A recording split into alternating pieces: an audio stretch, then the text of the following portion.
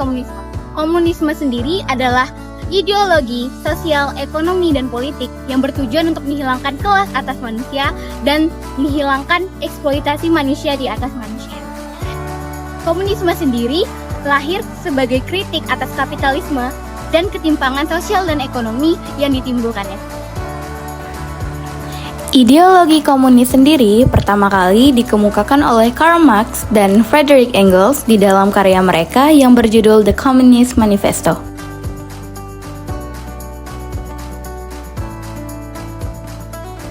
Demokrasi menurut terminologi komunisme.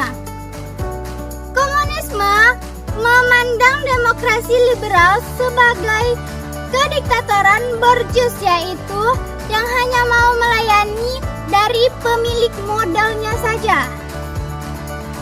Istilah demokrasi terminologi yaitu ada dua. Yang pertama demokrasi proletariat dan yang kedua kediktatoran proletariat. Ciri-ciri demokrasi komunis yaitu partainya tunggal, pemilunya dikontrol, dan tidak ada politik yang bebas.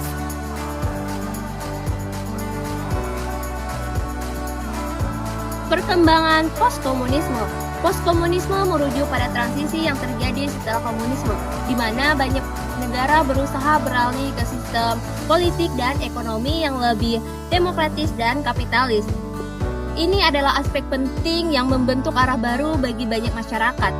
Transisi ini melibatkan beberapa aspek seperti reformasi politik yang mencakup pemilihan umum dan pembentukan partai-partai baru, serta reformasi ekonomi yang berfokus pada privatisasi dan liberalisasi pasar.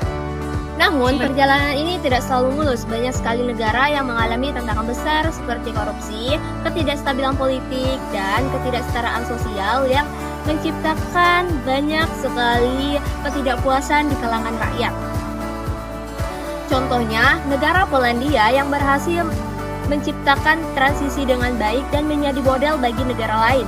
Sebaliknya, Rusia mengalami tantangan yang lebih signifikan di bawah pimpinan Vladimir Putin.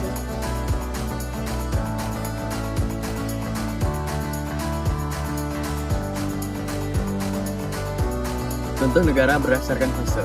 Fase pertama, ada komunisme klasik. Contoh negaranya ada Uni Soviet, Korea Utara, Albania, dan Kuba. Fase ketiga, ada komunisme modern. Contoh negaranya ada Tiongkok, Vietnam, Laos, dan Korea Utara. Perbedaan komunisme dan demokrasi liberal ada 5, yaitu yang pertama yaitu kepemilikan aset. Komunisme itu dimiliki oleh kolektif atau negara, sedangkan demokrasi liberal dimiliki oleh individu. Yang kedua adalah sistem politik. Sistem politik pada komunisme itu berbentuk partai tunggal, sedangkan demokrasi liberal itu adalah multipartai. Yang ketiga adalah hak individu. Hak individu pada komunisme itu sangat dibatasi demi kolektivitas, sedangkan pada demokrasi liberal itu sangat dibebaskan secara luas. Yang keempat adalah tujuan utama. Tujuan utama dari komunisme adalah kesetaraan ekonomi, sedangkan demokrasi liberal itu adalah kebebasan individu. Yang kelima dan yang terakhir adalah aspek ekonomi. Sistem ekonomi pada komunisme itu sudah terencana atau yang biasa disebut juga dengan plan ekonomi. Sedangkan pada demokrasi liberal itu adalah pasar bebas atau yang biasa disebut juga dengan market ekonomi.